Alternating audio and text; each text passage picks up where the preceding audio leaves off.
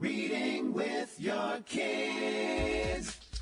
Hola, ni hao, konnichiwa, assalamu alaikum, shalom, mahaba, ciao, bonjour, namaste, jumbo,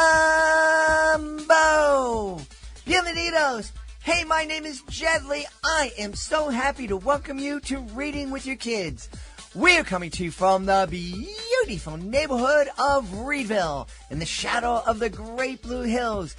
We are so very honored and so happy that you are joining us in our mission to help all families grow closer through reading. We do that by sharing fun, thoughtful, and thought-provoking conversations with fascinating people who just happen to be writing books for kids of all ages. Please be sure to tell all of your family and friends about the show and let them know that they can hear us on the WREB AM/FM 24/7 radio network. And they can find us on the iHeartRadio app, on Spotify, Apple Podcasts, Amazon Music, Good Pods, Audible Podcast Addict, wherever you find your favorite shows. We're tackling finances today and talking about the importance of helping our kids become financially literate.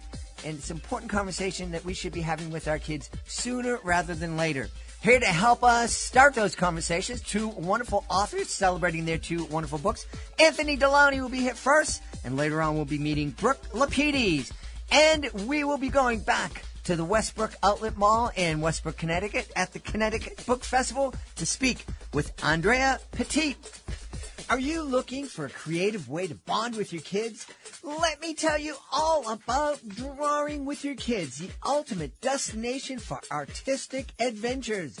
Join us as we dive into the wonderful world of children's books with renowned illustrators guiding you step by step. From beloved characters to whimsical scenes, unleash your imagination and create cherished memories together. Whether you're a seasoned artist or just picking up a pencil, there's something for everyone at Drawing with Your Kids. Please visit our website, readingwithyourkids.com, and click on the Drawing with Your Kids link at the top of the page and let the creativity flow. Drawing with Your Kids, where every stroke brings stories to life.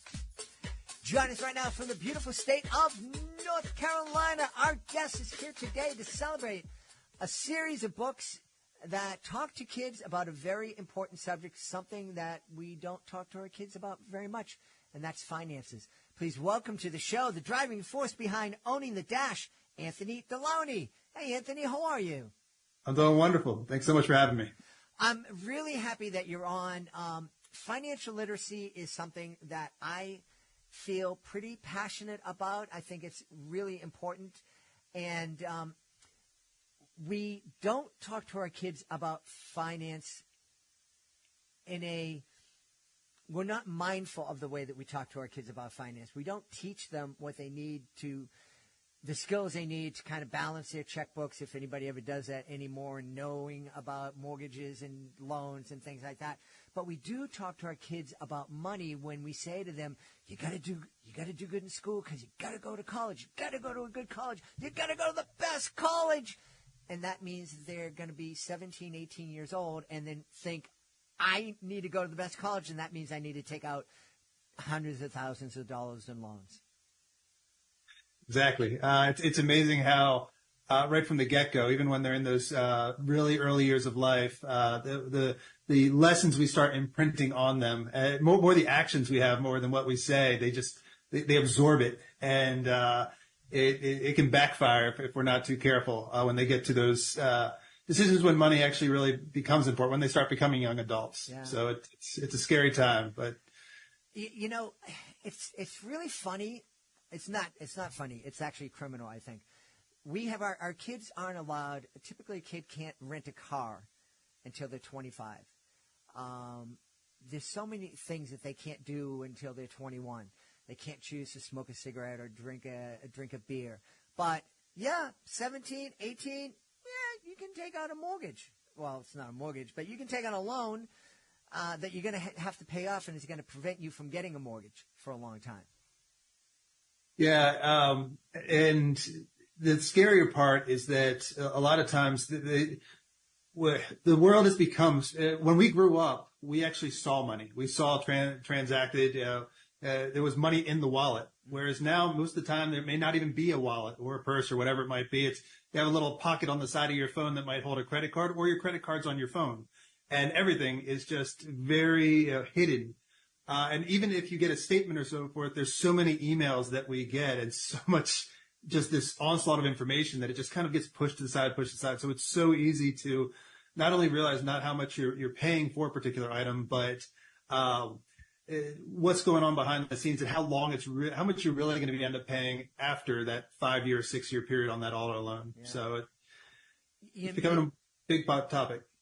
You make a great point. I remember my dad sitting me down when I was a kid to explain a little bit about finance and household budget, and he actually had envelopes, and he took the cash. They just got his check cash, and he came home, and his $20 went into the envelope for the electric bill and this and for food. And so there was actually, like you said, there was actually this physical thing that was going into another physical place that was going to take care of lights or food or rent.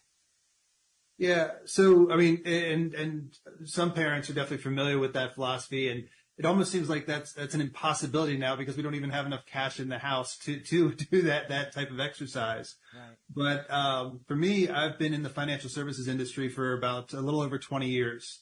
And I've discovered I just love helping families. Right from the get-go, I started in my early 20s and ended up getting married, having kids, buying that first home, buying the second home, going through all those phases. And I just realized it's complicated enough when you do it as an individual, but when you're trying to do the whole family component, it's just the analogy I like to use is if you look at kind of life as like a puzzle box, there's just so many puzzle pieces that are scattered all over the place. Mm-hmm. And it's really easy when you start to incorporate multiple family members that those puzzle pieces can get lost in the mix. Yeah. There's just too much to keep hold on, so you just kind of throw your arms up. And parents would often ask me just, when do I start talking to my kids about these things? Just like you were using that example with the money and the envelopes. That was something that some parents, introduced really early, as soon as kids could actually, earn money or have some in their own, whether it might have been gifted to them, allowance or a small job. But the big thing I've learned is that we really need to start introducing those lessons at the elementary years, because it's kind of like brushing your teeth. Mm-hmm. The sooner you can start building those habits, the easier it is to hold on to them. And a lot of those philosophies, as they relate to just everyday life, what you do when it comes to taking care of your body, taking care of your house, taking care of your finances, they all they're all based on foundational principles. Yeah. And I found a lot of parents kind of get caught up in I need to teach them what I call the sexy items or the exciting items, like how to trade and how to do, the things that are a bit more complex. Mm-hmm. And the reality is, just like your dad with the envelopes, that's going down to the basics. Mm-hmm. That's kind of understanding money it's a tool that we're using, and we can apply it in this way. So I figured I really just wanted to see kind of what are ways that we could introduce these concepts very early in a way that's fun and entertaining for kids. Yeah. And you've done that by creating 5 different books under the Owning the Dash brand. Yes. So Owning the Dash, it's kind of an odd title, but Owning the Dash really refers to between your birth and your death dates on your tombstone. There's a dash in between, so it's kind of taking ownership of your life and the time that we have on this earth. So it's an odd title for a book and for a series of children's picture books, but there's a story behind it. I won't go into it for today, but I really discovered that one of the best ways to talk to kids about financial lessons is, as a parent, I've discovered if you try to tell your kids what to do, there's a 50-50 shot they're going to do it or they're going to do the opposite. Mm-hmm. So kids are far more likely to pay attention to what the experience that they have than to what is just being told to them or preached at them. Mm-hmm. So yes, one of the ways that I remember growing up and learning lessons was definitely through those experiences and through mythology, through lessons, through kind of hearing stories about things that happened to other individuals and trying to apply that same mindset. How would I react in this situation? What would I do? Mm-hmm. And I discovered that children's picture books were just an incredible way to actually have a bonding moment with your child where the two of you could be reading together, children's picture books. And at the end of the book, or as you're reading the book, the child's actually going through, how am I feeling as this character is experiencing whatever the situation might be. And then at the end of the book, you close it and you just pause and you actually can allow a child to say what they think, what's going through their mind. And I think it's really important, especially when we read to our kids, not to just kind of close the book and tell them what they should have learned from it, but to ask them, to give them some ownership of what the experience is like. A lot of times kids, they love acting like grown-ups. They want to play games where they get to be the grown-up. So the more that we can give that sense of ownership and that sense of kind of, I'm making the decision right now, the more likely they're going to remember those experiences. Yeah, absolutely. So incredibly important. And I love that you acknowledging, the reason that I started this podcast. It wasn't because I knew reading with your kids would help them learn lessons and will help them become better readers and learn how to read more sooner. I did it because I know the relationship I have with my adult kids, which is very good, was built on a foundation of reading. It was built when they were 4 and 5 years old, and we were reading books together, and I was asking them questions and letting them know that I cared about what they thought. So that bond is so very important, and being financially responsible is a value that I think every parent, even the ones who are struggling with their own finances, would want their kids to have. Absolutely. One of the things, so I originally wrote 2 adult self-help books. And in that process, I started writing the children's picture books. And I spoke to some coaches and things of that nature. It's a different world to write a children's picture book than it is to write an adult book. And one of the biggest takeaways I learned from the writing of the children's books was you never want to say what the child is feeling. You actually want to basically, you can, instead of saying the person felt sad, you can say that a tear came down their eye, or they were hunched over, or, something where the reader gets to interpret what's going on. And I just realized that there's so much power in this ability to kind of have something that you as a family can enjoy together. And as you said, initially with picture books, perhaps it's the parent reading, but then as the children get older and older, they can start taking ownership of the books. They can read aloud, and it's almost a stepping stone into just that next level of understanding. And the more they have an interest in it, the more they have an interest in learning, the easier it becomes as they get into those middle and high school years. Mm-hmm, mm-hmm, absolutely. I've often told young parents, if they ask me, I'm really scared when my kids get to be teenagers. I have to talk to them about drugs and alcohol and relationships and driving. And when do I start having those conversations? And it's like, now.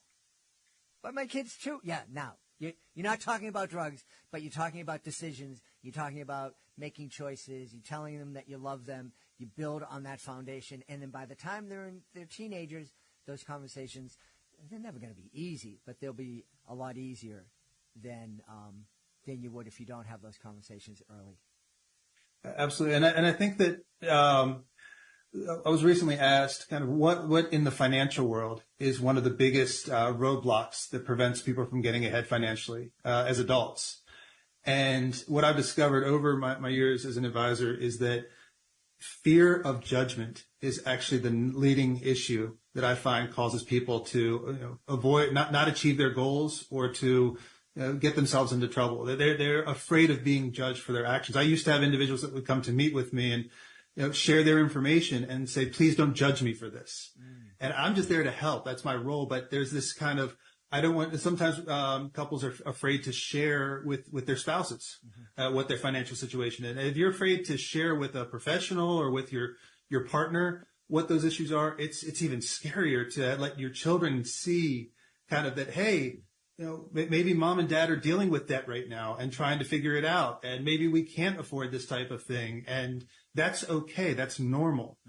I think that one of the biggest things when it comes to trying to teach our kids, especially from those early years, is not so much the lesson itself, but how we react. As an example, I was recently, one of my books is actually based on a personal experience. It's called Rohan and Naira and Big Sister's Bet. And basically in the book, or the foundation of the book was I was in my backyard throwing the football with my son. And I have right now a 14-year-old daughter and a 15-year-old daughter now, and a 12-year-old son. She'd get mad at me if I said 14. But anyways, we were throwing the football in the backyard, and I said, I'll make a bet with you. For every catch we make, I'll give you 25 cents. And we can keep playing until you want to stop. But if at any point the football drops, then all the money is lost. So we started to play. He actually came up with an idea of something he wanted to get. So he had a goal in mind on something he wanted. And we started to play, and he made it up to $5. Then he made it up to $10. Then he made it up to $15. And he had achieved the amount he needed for his goal, but he started, as we were playing, to think about more and more things that he wanted. So I would ask, are you sure? Do you want another one? And he would, he'd think for a moment as he got higher up, and then he'd say, just one more. And sure enough, we got up to $17.50. And he said, just one more, Dad. And we all know what happened on that just one more, right? All the parents have been there. We can feel this moment coming. But yeah, sure enough, I tossed him the ball, perfect pass, and he fumbled it. And the reason it was such a powerful story, though, is that after he fumbled the ball, he just paused there and stared quietly down at the ball. And he realized that it was his decision. He had ownership of that moment. He couldn't get mad he didn't get mad at me. And I mean, he was mad at himself, but I realized that this is something he's going to remember down the road. The next time he's kind of maybe allowing that greed or that emotion to kick in, hopefully he'll just kind of reflect back on that experience. Yeah. And the reason I bring up the story is that how I reacted to that at that moment was very critical. Because had I taken, after he fumbled the ball, and said, see, look at what you did, see, you got greedy, or if I started to ridicule him, then that would have been the lasting memory. That, if I make a mistake, I'm going to be made fun of or be told what I did wrong. Instead, I allowed him to tell me what was going through his mind. And I'm not trying to say, as a parent, we all have our moments. So to say that I'm always, number one dad, no, I won't pretend that. But it was a moment where it was really exciting to see him share with me what was going through his mind and realizing what that experience was. So I think that if we as parents can really be mindful of not only what the child is going through and allowing them to try things and to fail in their early years, and we can respond to that in a calm and positive manner, that fear of judgment will not be near as high as they get into those older stages of life. I'm so happy that you said that. I didn't realize that, and I think that's a really important lesson that hopefully everybody who's listening is going to take away, and have that kind of reaction when they're reading your Owning the Dash books. And I'm looking at your website. It covers your books cover some great topics, talking to kids about delayed gratification, the value of saving, supply and demand. Boy, that's something that's a lot of adults don't understand that at all. And learning about budgets and lessons about empowerment. This is really fun. And I also love that your book, there's a lot of representation on the pages. This isn't, a series of books where kids are going to be looking at the same kid. They're going to be seeing kids of all different races and ethnicities in your stories. So, yes, that was a big, very important part for me. Each story involves a different family from a different background, ethnicity, situation in life. And my hope was, as these stories came out, that children, no matter what they looked like or where they were from, felt like they could relate to the characters in the stories. And what we find out in the later stories is that all of these children actually end up living in the same neighborhood. And they start interacting and doing things together and taking care of each other. I'm very excited. It's going to be later this year, but Owning Dash book number 6, kids book number 6 is going to be coming out later this year, and it's going to talk about protection. Yes, my biggest hope, one of the we always appreciate reviews from individuals who read the books. And the book I mentioned earlier, Rohan and Naira, in that book, instead of the father and son playing the game, it was a brother and sister. And that was the other lesson I learned when it came to children's picture books. Outside of not saying the feelings, you also really want to not have the parent teaching the lesson in the book. You actually want it to be a friend or a sibling, someone their age, so that the children are very smart. They can pick up on, oh, mom or dad are trying to teach me something right now, versus, oh, okay, this is something that could actually happen to me. This is something I could experience with my friends or my siblings. Right. But going back to those reviews, in Rohan and Naira, Naira happens to be in a wheelchair. And the reviewer noticed that while she's in a wheelchair, at no point in the book did I mention that she's in a wheelchair. It's just part of who she is. It's just different people have different situations, but we're all people, and we all live our lives. Yeah. So that is a big hope with these stories, is that children and families feel like, hey, I feel that I can understand, and these lessons could apply to someone who looks like me too. Right. Yes. So we are all part of one beautiful human family, and I love that's a theme that's found in your books. Also, I'm really hopeful because, in the 7 years that we've been publishing Reading with Your Kids, I think we probably went 4 or 5 years before we talked to somebody about books for kids, about financial literacy, and we're seeing more now. So hopefully it's a positive trend, and people are understanding how important it is to get these messages to kids at a young age. I'm imagining that some parents that are reading your books, they're going to be learning some lessons for the very first time.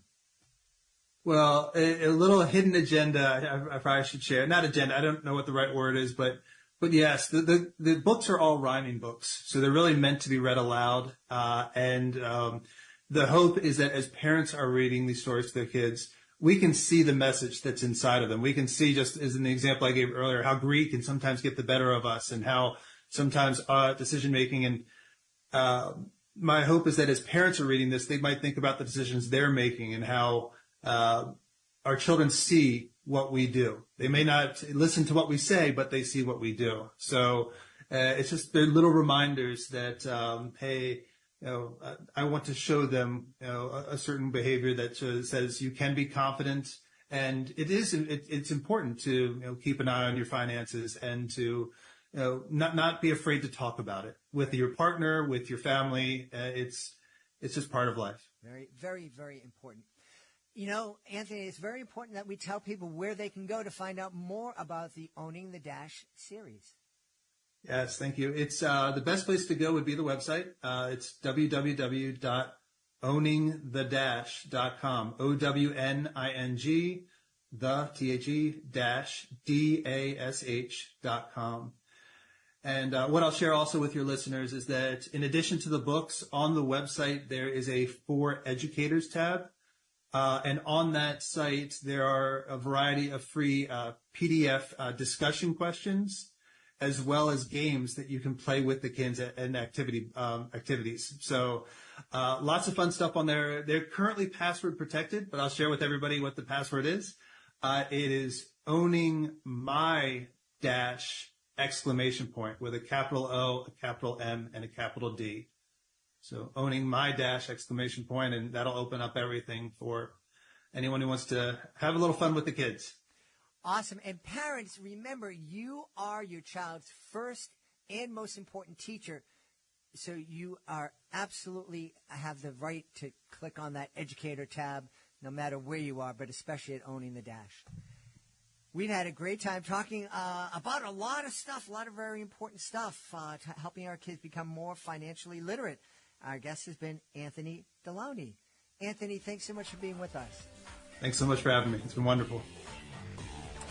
Hey there, families! Are you looking for an exciting way to bond and learn together? Look no further than our STEM is Family Fun video series. Join us as we explore the fascinating world of STEM through hands-on activities right in your own home. Our series features lessons from experts at renowned institutions like the San Diego Children's Discovery Museum, the National Children's Museum in Washington, D.C., and Children's Museum Houston. From making homemade rainbow bridges to creating an oboe out of a straw, there's something for everyone in the family to enjoy. So grab your lab coats and get ready for an adventure. Go to readingwithyourkids.com and click on the STEM is Family Fun link at the top of the page and let the learning and laughter begin. STEM is Family Fun, where learning and bonding go hand in hand. Join us right now from right outside the windy city of Chicago. Our guest is here today to celebrate her brand new book. It's called Financial Fun from A to Z. Please welcome to the show, Brooke Lapides. Brooke, how are you? Hi, thank you so much for having me. I'm doing really well. Thank you for asking. I'm really excited to have you on. We've addressed the issue of financial literacy a number of different times in the 7 years that we've been publishing Reading with Your Kids. But I always welcome back any author because we still don't get it. Kids aren't being taught financial literacy. Most parents aren't financially literate. Absolutely, most politicians are not financially literate, but we don't need to go there yet. Maybe later on. But so why don't we start with you telling us about Financial Fun from A to Z? Sure. So this book that I recently published, it came out last month in April. It's all about financial terms for kids. The book is really good for anywhere from, I have a 2.5-year-old and he likes reading through it with me up to even like the 9 or 10-year-old age range. And the reason I wrote the book was I was explaining something to my son. I think that my husband and I used the term, I think it was mortgage actually, and then I like to explain to him what we're talking about. And as I explained the term to him, I thought, you know what, we have so many books for him. We read to him all the time, but I don't have any books about financial topics or terms. So I was like, that's okay, I'll get one from the library. I'll try to find one to order. And I looked and I couldn't find one that was kind of exactly what I wanted, which was just going to give him a broad foundation of terms that he was going to hear throughout his life and as he, got older. Couldn't find exactly what I wanted. So I was like, I'll go ahead and write it myself. And that's kind of where the book came from. Awesome. And tell us a little bit about your background, please. What makes you qualified to be writing Financial Fun from A to Z? Yeah, so I have worked for the last more than 15 years in financial services. So I've worked for regional banks, a credit union, on a military installation, and then I've worked for several really large mortgage companies as a mortgage banker.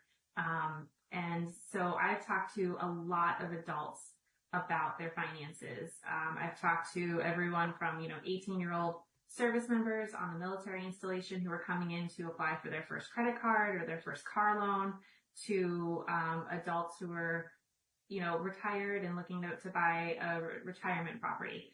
And the one thing that kind of was a concurrent theme throughout all of these conversations with all of these adults that I spoke with was the vast majority of them did not have a strong financial knowledge.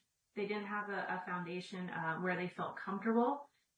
There were terms that, in our conversations that I could tell were confusing. I can tell you, one example. I had a service member come in and he wanted to apply for a credit card. And so we went through the application and I pulled his credit and we were reviewing his credit report. And this was in Washington State.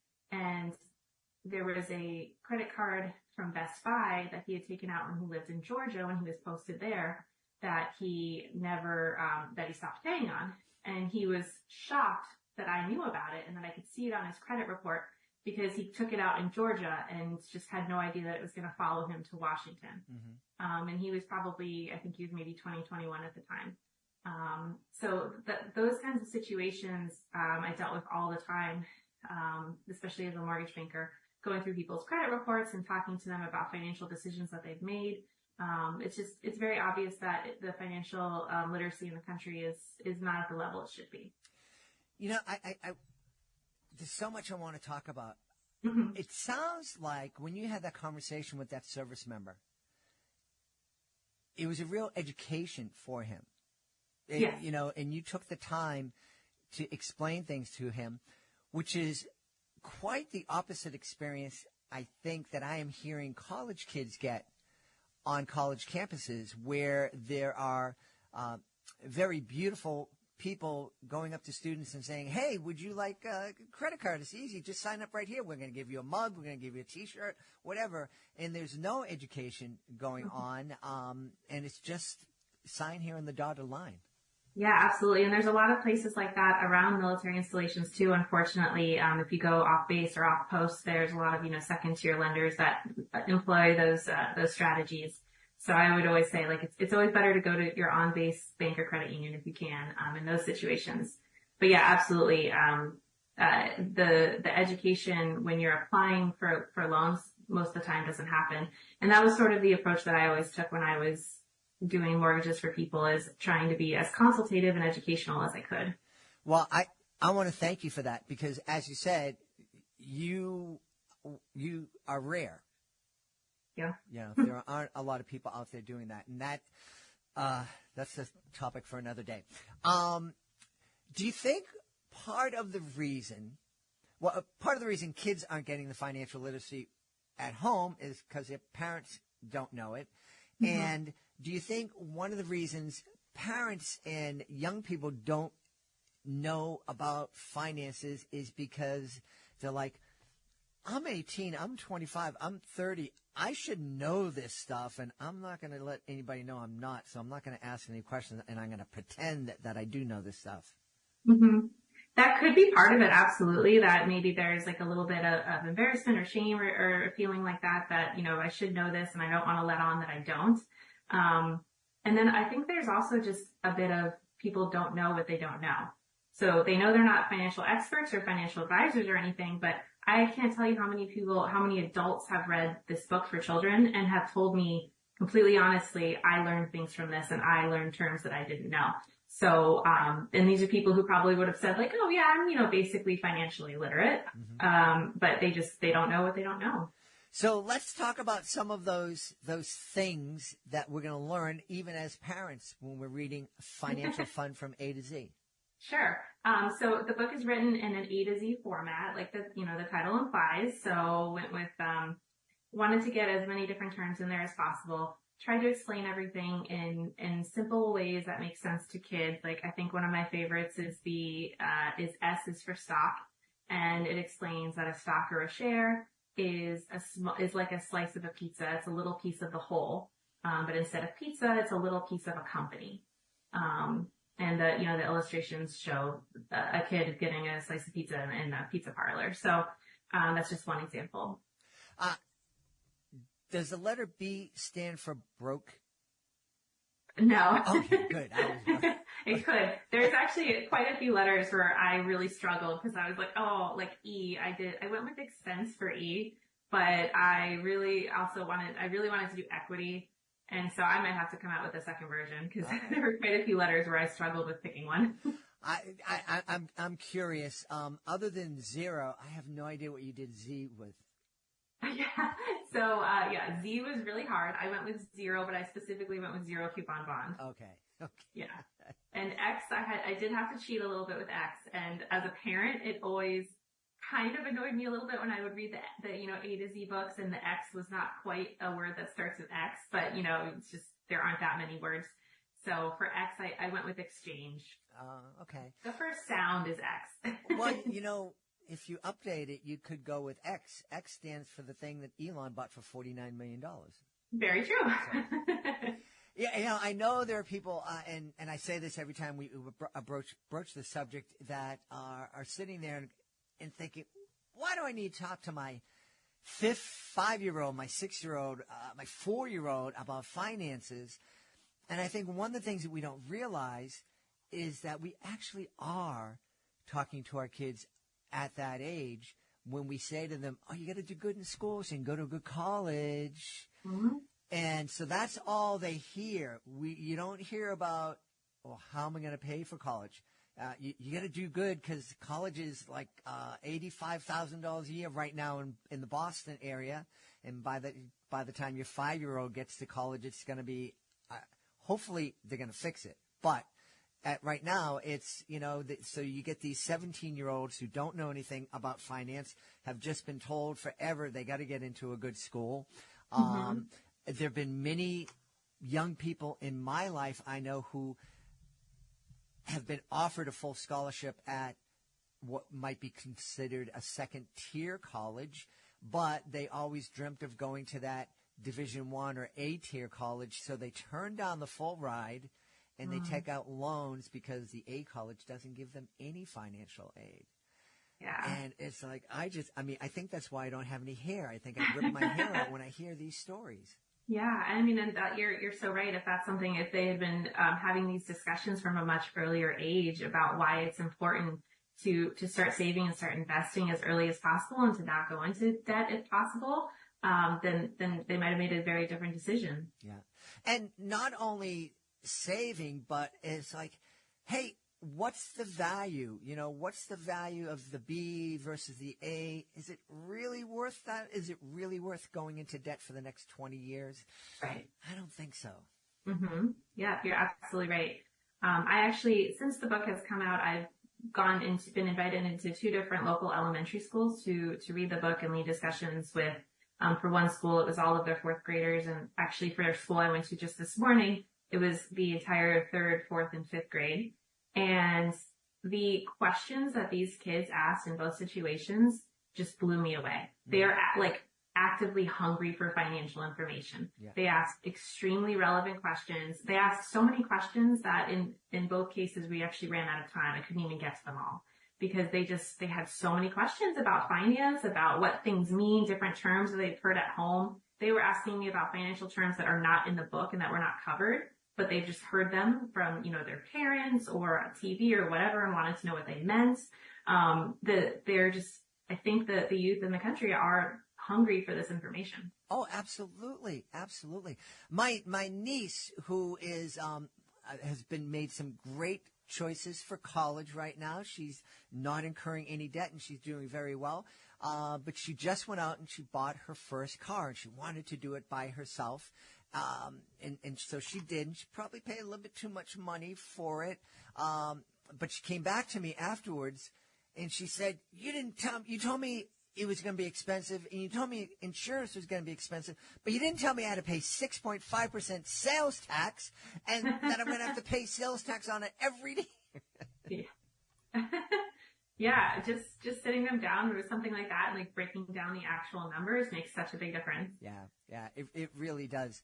It really does. So a parent out there is sitting down, I don't know a lot about this myself. I'm going to read this book.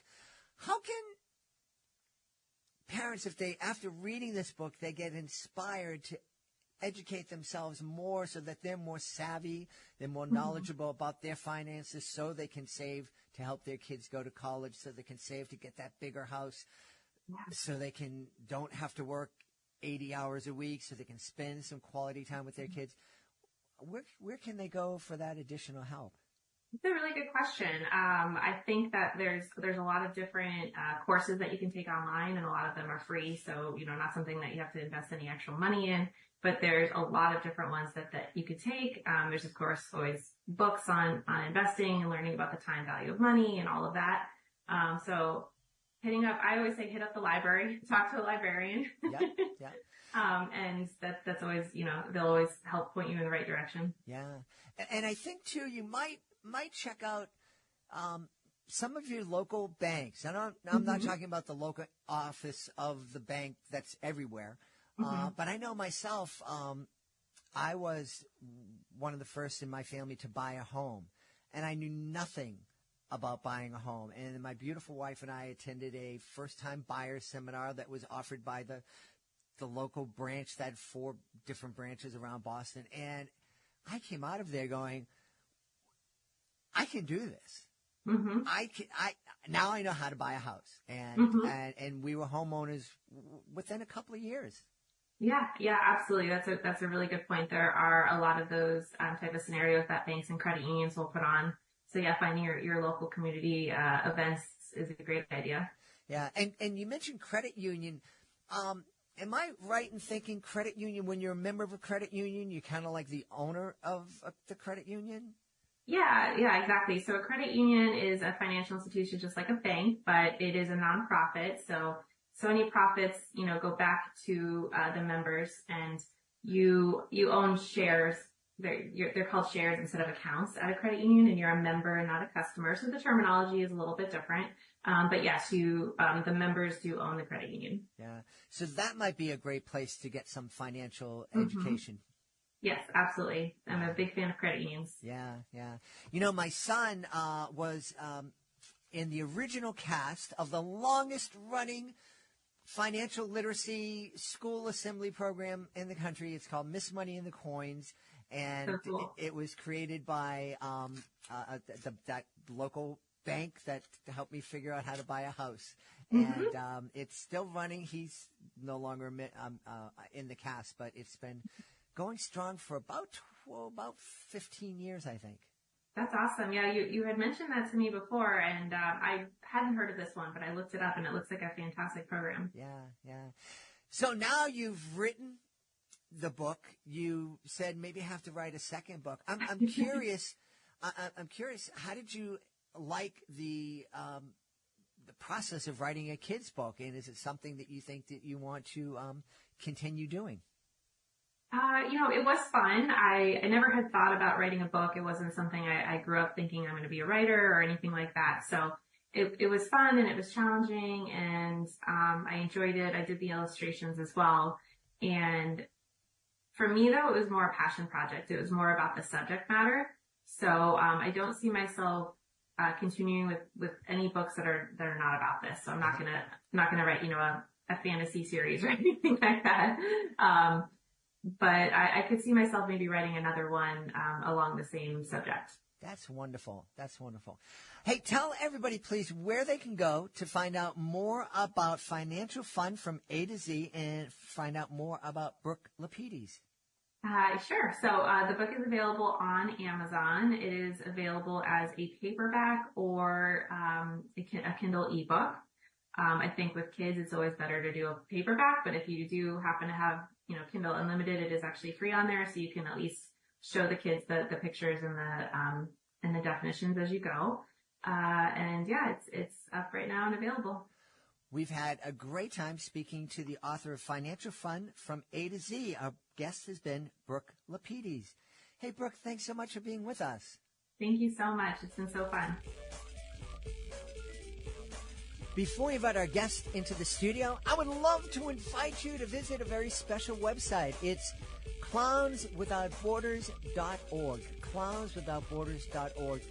This is a group that I absolutely adore. I am part of Clowns Without Borders, and I had the honor of being part of the 2023 tour of El Salvador.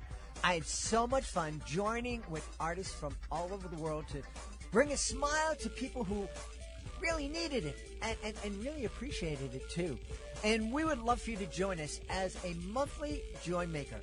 The Joy Makers, they're a family of people just like you who love to laugh and make other people feel good. So please take a moment and visit clownswithoutborders.org and consider joining me as a Joy Maker.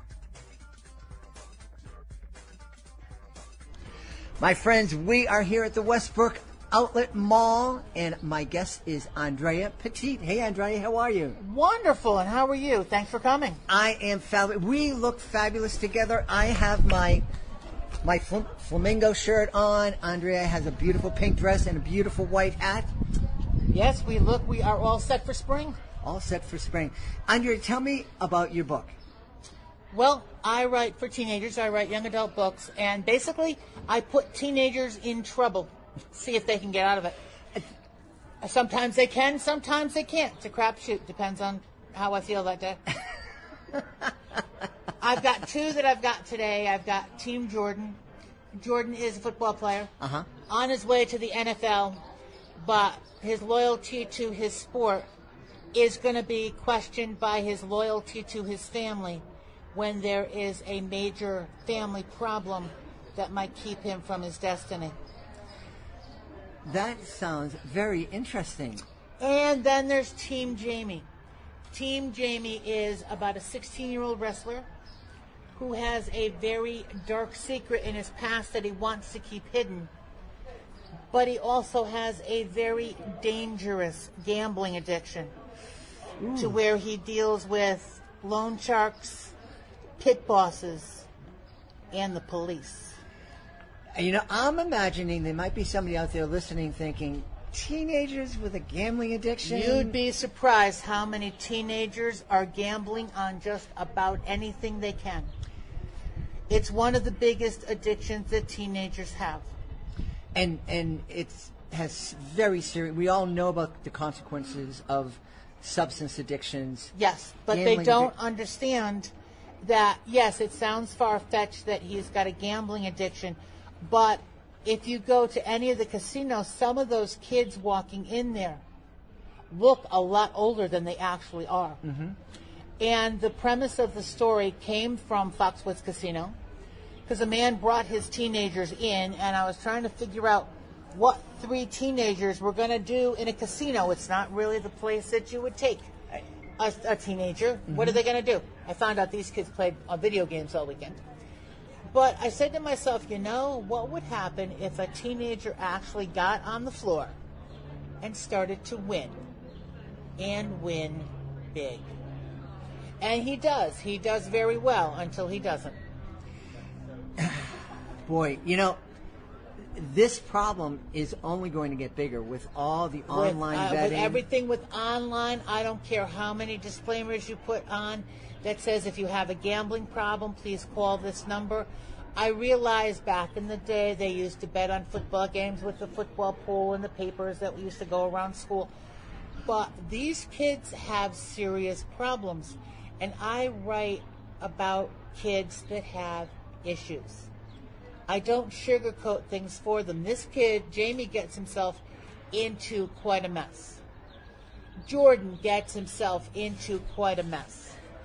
Every book that I have, the child gets themselves into something that is relatable to another child. Yeah. I've got a 15-year-old with bulimia. Not many people realize that the biggest amount of bulimics are boys. They think it's a girl's issue. I have a young man. They have the biggest bulimia because they're like, well, I'm throwing it up. It's not that big a deal. It's not a problem. But it is a problem. I had no idea that it was more prevalent in boys than girls. It is. And most people think, well, it's an eating disorder. It's a girl's issue. No, it's not. Boys are hidden. Wow. And I've talked to a lot of teenagers. And what they want is to read about themselves. I've got a young girl that's homeless and doesn't want to be outed, who comes to realize that it's just her address. It's not her. Mm-hmm. I've got a teenager who loses her brother and has to deal with his death and everything else she's dealing with. She's 15. There's 6 different books already written. I've got one that I wrote about a friend's son who was told that he wouldn't live past 15. And he's got a neuromuscular disease, and the kid flies planes, he jumps out of them, he does whitewater. The kid does more than I could possibly do in my lifetime. And the name of that book is Oh Yes I Can, because if you tell him he can't do something, oh yes I can. Yes I can. I have one of those. She's 28 right now. Thankfully she hasn't hurt herself. Good. That's a good thing. But teenagers are tired of reading about dragons, vampires. They want to read about themselves. They want to read that there are other kids going through the same things that they are. Yeah. I think we've talked a lot here on the podcast. Obviously, reading with your kids, the 4-year-old, of course. Uh-huh. But I think it's so important to continue to read with your kids, co-read. I don't see anybody necessarily snuggling up in the couch and reading your books out loud, but I can definitely see families co-reading this book together, coming together, having a conversation about these very serious issues on the way to school or dance. I had one kid tell me that Hit Me allowed him to talk to his father. about what he had gotten himself into with sports betting before he got to the extent that Jamie did, but it opened up the conversation.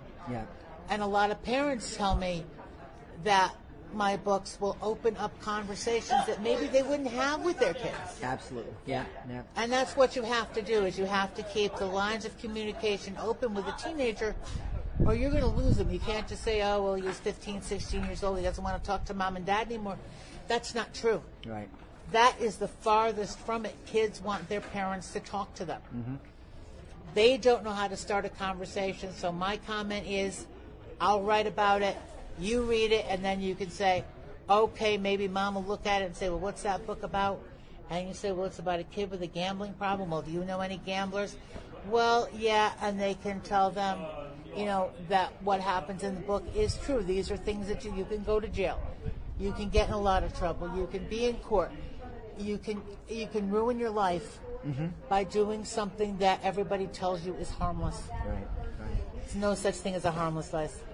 What's inspired you to write these books, which I'm guessing this is kind of a mission for you, ministry, if you would, that you're looking specifically to help kids? And I am. I'm looking to bring to kids the things that they want to know.